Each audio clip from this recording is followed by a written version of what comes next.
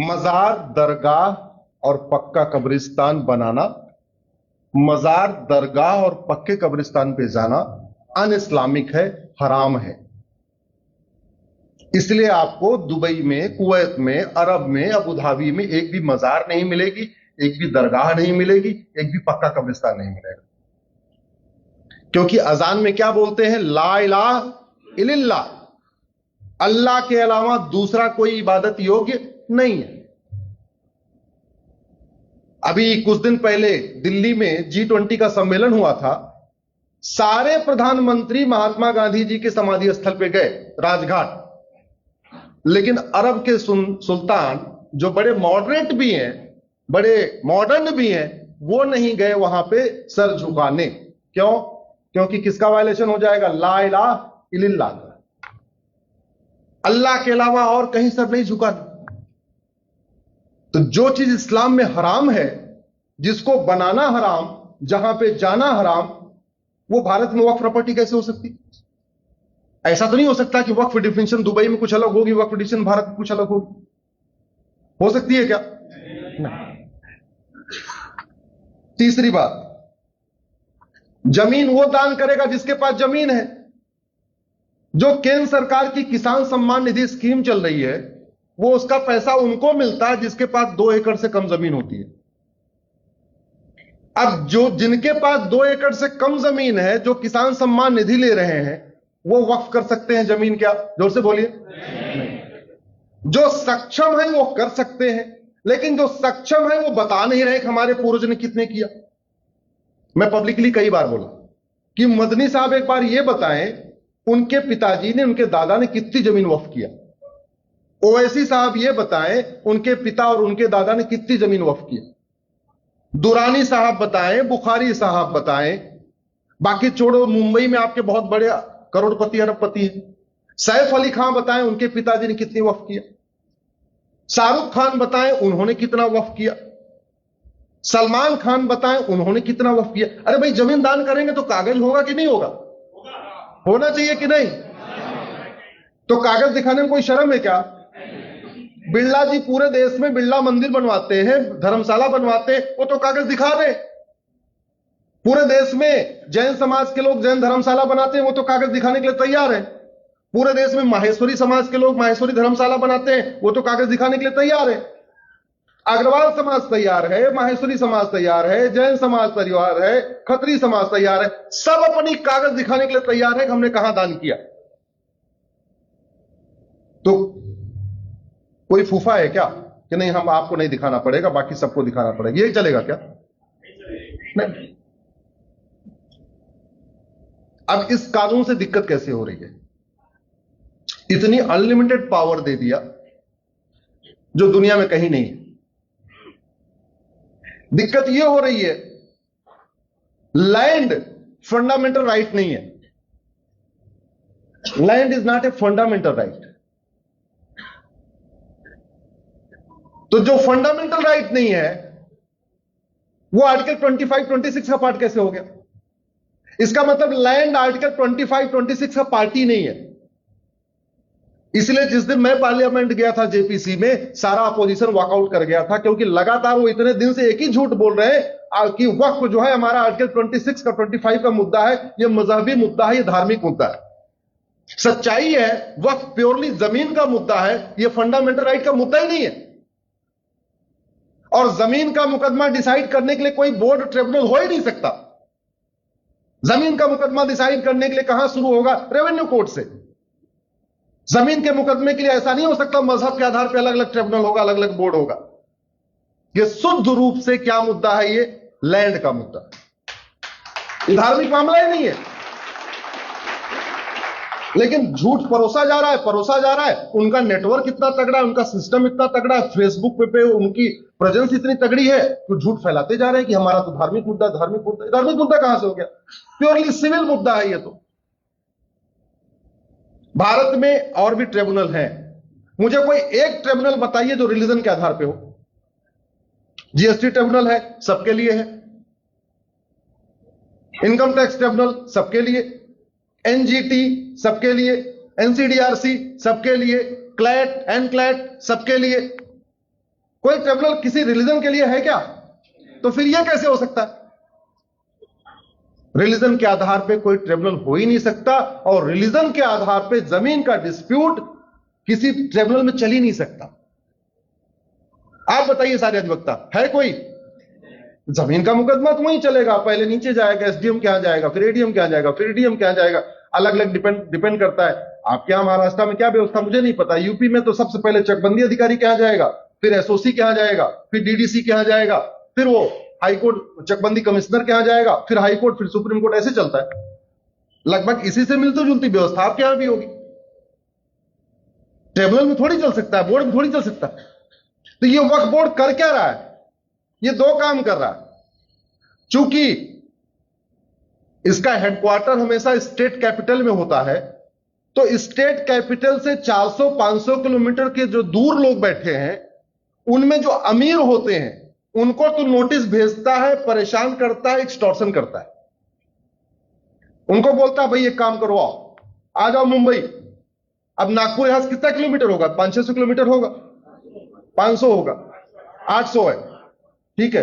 अब 800 किलोमीटर सोचेगा यार नागपुर से मुंबई जाना आना जाना आना, एक काम करो 5-10 लाख रुपए देखो इसको निपटा लो। तो पहला काम वक्फ बोर्ड क्या कर रहा है? नोटिस भेज के एक्सटॉर्शन करता है। दूसरा वक्फ बोर्ड क्या काम कर रहा है? नोटिस भेज के कन्वर्जन कर रहा है। झाबुआ से भोपाल 700 किलोमीटर दूर है, झाबुआ में वो नोटिस भेजता है आदिवासियों को। आदिवासियों ने कभी अपने लोकल थाना देखा नहीं, कभी उन्होंने लोकल तहसील नहीं देखी, आदिवासियों कोर्ट कचहरी में चक्कर ही नहीं होता, और नोटिस भेज के वो कह रहा है काम करो तुम्हारा पूरा गांव वक्फ प्रॉपर्टी है। बोले क्या करना है? बोले भोपाल आओ जवाब देने। उन्होंने कभी अपना झाबुआ का डिस्ट्रिक्ट हेडक्वार्टर तो देखा नहीं, वो भोपाल बेचारे कैसे पहुंचे? बोले फिर क्या करें? बोले कन्वर्ट हो जाओ तो बच जाएगा। भारत में इससे घटिया कानून हो सकता है क्या? और इसको बनाने वालों से घटिया सरकार कोई हो सकती है क्या? इसको बनाने वालों से घटिया प्रधानमंत्री कोई हो सकता है क्या? इसको बनाने वालों से घटिया कानून मंत्री, घटिया गृह मंत्री कोई हो सकता है क्या? लेकिन सब कुछ इसलिए चल रहा है, हम सारे लोग जानते हुए भी अपने तक अपनी जानकारी लेकर बैठे हुए उसको एक्सपेंड नहीं कर रहे, उसको आगे नहीं बढ़ा रहे। एक तरफ एक्सटॉर्शन हो रहा है, एक तरफ कन्वर्जन हो रहा है, अमीरों से एक्सटॉर्शन, गरीबों का कन्वर्जन, और कह रहे हैं ये हमारा आर्टिकल 25-26 का मुद्दा है, सीधे सीधे लैंड का मुद्दा है। और नतीजा क्या हुआ? इसने 10 लाख एकड़ जमीन कब्जा कर लिया। भारत दुनिया के 50 देशों का क्षेत्रफल 10 लाख एकड़ से कम है, और 50,000 एकड़ इसने आजादी के पहले कब्जा कर रखा था। लेकिन जो ज्यादा कब्जा हुआ है वो 1950 के बाद हुआ है, नेहरू वाले कानून से। नेहरू वाले कानून से केवल 2.5 लाख एकड़ कब्जा हुआ था, और जो ज्यादा कब्जा हुआ है वो 1995 नरसिम्हा राव वाले कानून से हुआ है। और उससे भी खतरनाक कब्जा शुरू हुआ 2013 में मनमोहन सिंह वाले कानून से। जो तेजी के साथ कब्जा होना शुरू हुआ है वो 2013 के बाद शुरू हुआ, जहां यह कर दिया कि जहां हाथ रखा वही तुम्हारी जमीन। पार्लियामेंट को बता दिया वक्फ बोर्ड की प्रॉपर्टी, 1,500 साल पुराने मंदिर को बता दिया वक्फ प्रॉपर्टी, 3-3 हजार साल पुराने गांव को बता दिया वक्फ प्रॉपर्टी। जितनी ऊसर जमीन है वक्फ प्रॉपर्टी, जितनी बंजर जमीन है वक्फ प्रॉपर्टी, जितना खेल का मैदान है वक्फ प्रॉपर्टी, नदियों की किनारे की जमीन वक्फ प्रॉपर्टी, पहाड़ों की जमीन वक्फ प्रॉपर्टी। और नहीं पेट भरा, हाईवे पे जा रहे थे, जहां खाली देखा 1-2 किलोमीटर तक सुनसान, एक वहां पे छोटा सा पत्थर रखा, बोले ये दरगाह वक्फ प्रॉपर्टी। और जा रहे थे, फिर एक छोटा सा पत्थर रखा, बोला ये कब्रिस्तान, ये भी वक्फ प्रॉपर्टी। और देखा और आगे कोई सुनसान 1 किलोमीटर तो कोई नहीं है, एक जो है छोटा सा वो बना दिया मजार, बोले ये भी वक्फ प्रॉपर्टी। इतना बड़ा भारत में खेल इसलिए हो रहा है क्योंकि हम कहीं ना कहीं अपनी ड्यूटी नहीं निभा रहे। बुरा मत मानिएगा, आप सब हमारे भाई हैं, आप सब भाई हैं। अगर आपके सामने मैं कड़वी बात नहीं कहूंगा तो मैं कहां कहूंगा। लेकिन हमारी ये कमी रही कि हम इतने दिन चैलेंज नहीं कर पाए, और चैलेंज भी कर पाए तो बता नहीं पाए सबको। इस पे जो सारा डिस्कशन हुआ है, जब हमारी पीआईएल पे सरकार को नोटिस हुआ उसके बाद ही पूरा डिस्कशन हुआ है, उसके पहले डिस्कशन हो ही नहीं रहा था। मालदीव का क्षेत्रफल 75,000 एकड़ है और भारत में वक्फ बोर्ड के पास, वक्फ बोर्ड ने 10 लाख एकड़ जमीन पे कब्जा किया हुआ है, यानी 12 मालदीव बन जाएगा भारत में वक्फ बोर्ड के ऊपर। सिंगापुर 1,80,000 एकड़, वक्फ बोर्ड ने कब्जा किया हुआ है 10 लाख एकड़, यानी 5 सिंगापुर बन जाएगा, फिर भी 50,000 एकड़ जमीन बचेगी। बहरीन 1,90,000 एकड़, वक्फ बोर्ड के पास 10 लाख एकड़, 5 बहरीन बन जाएगा। हांगकांग 2.5 लाख एकड़, वक्फ बोर्ड के पास 10 लाख एकड़, 4 हांगकांग बन जाएगा। डेनमार्क 3.5 लाख एकड़, वक्फ बोर्ड के पास 10 लाख एकड़, 3 डेनमार्क बन जाएगा। मॉरिशस के पास 5 लाख एकड़, वक्फ बोर्ड के पास 10 लाख एकड़, यानी 2 मॉरिशस बन जाएगा। लग्जमबर्ग के पास 6 लाख एकड़, साइप्रस का एरिया 8 लाख एकड़, जॉर्जिया का एक एरिया 9 लाख एकड़। ऐसे दुनिया के 50 देश हैं जिनका क्षेत्रफल 10 लाख एकड़ से कम है, और भारत में एक घटिया कानून के कारण 10 लाख एकड़ जमीन पे कब्जा हो गया। हम देखते रह गए, हमने इसके खिलाफ आवाज नहीं उठाया। चलो, जो हुआ सो नहीं हुआ, अब आगे से आवाज उठाना है कि नहीं? आवाज उठाने का तरीका मैंने आपको बताया। पति पत्नी मिलकर 10,000 लोगों को जोड़िए, अपने अपने नाम से फ्रेंड बनाइए। ना आपका नाम राम है तो 5,000 राम को जोड़िए, पत्नी का नाम गीता है तो वो 5,000 गीता को जोड़े, टोटल होगा 10,000।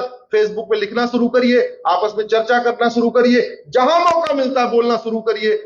टाइम मिलता है तो सांसद से बात करिए, टाइम मिलता है विधायक से बात करिए। और सांसद विधायक, आपको, आपने वोट दिया चाहे नहीं दिया, सांसद विधायक किसी पार्टी का नहीं होता है। जब तक वो चुनाव लड़ता है तब तक पार्टी का होता है। जैसे वो संविधान की शपथ लेता है वैसे वो सबका हो जाता है।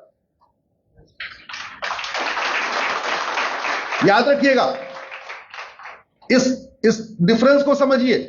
जब तक वो चुनाव लड़ता है तब तक वो किसी पार्टी का होता है। पार्टी उसको 10 लाख वोट से भी जिता दे तब भी वो सांसद नहीं कहलाएगा जब तक कि वो शेड्यूल 3 की शपथ नहीं लेगा। और जब उसने शेड्यूल 3 की शपथ ले लिया तब वो किसका हो गया? सबका।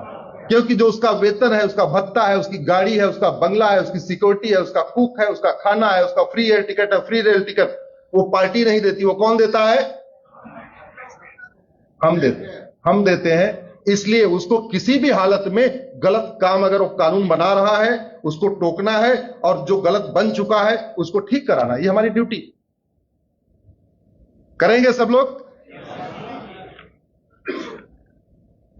ये बात हो गई वक्फ की। बिल्कुल लेना चाहिए। कागज दिखाओ, बिना कागज दिखाए थोड़ी बात बनेगी। मैं पार्लियामेंट में जेपीसी में, वहां अंदर क्या हुआ उसको बताना ठीक नहीं रहेगा क्योंकि प्रिविलेज की बात है।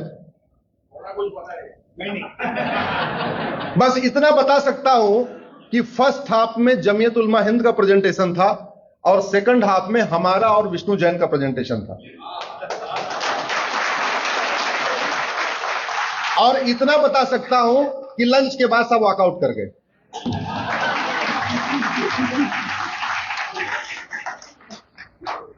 उसमें नोट्स में क्या लिखा वो नहीं बता सकता हूं। हम 2 बोरी पेपर लेके गए थे क्योंकि 35 का सेट बनाना होता है, 31 मेंबर और 4 उनका जो जेपीसी का स्टाफ होता है सेक्रेटरीट का, उसके लिए तो 35 सेट देना था। हमारे पास 5 डॉक्यूमेंट थे, उन 5 का 35 सेट बनाया था। तो हम 2 बोरी भर के ले गए थे, बोरी इतनी बड़ी बड़ी। तो वहां की जो सेक्रेटरी थी, आईएएस ऑफिसर, वो बोली कि सर अभी लंच ब्रेक होगा तो एक काम करिए, लाइए मैं इसको टेबल पर रखवा देती हूं। हमने कहा ठीक है रखवा दो। और लंच ब्रेक तक सब कुछ सही था। जैसे लंच के बाद दोबारा बैठे, भगवान जाने कौन सा पन्ना पढ़ा, तुरंत जोर जोर से अंदर से आवाज आई और वॉकआउट हो गया। सरकार ने 44 इसमें अमेंडमेंट पेश किया है, 44, राइट। लेकिन अभी भी वो एकदम बिल्कुल दुरुस्त नहीं हुआ। आर्टिकल 14-15 के स्पिरिट में अभी भी नहीं आया। हमने 22 अमेंडमेंट और बताया है, तो टोटल कितना हो गया? 66। अब मुझे आप बताओ, जिस पहिए में 66 छेद हो जाए उसको पंचर बनवाना चाहिए या पहिया बदलना चाहिए? यही बात मैं बोल के आया हूं।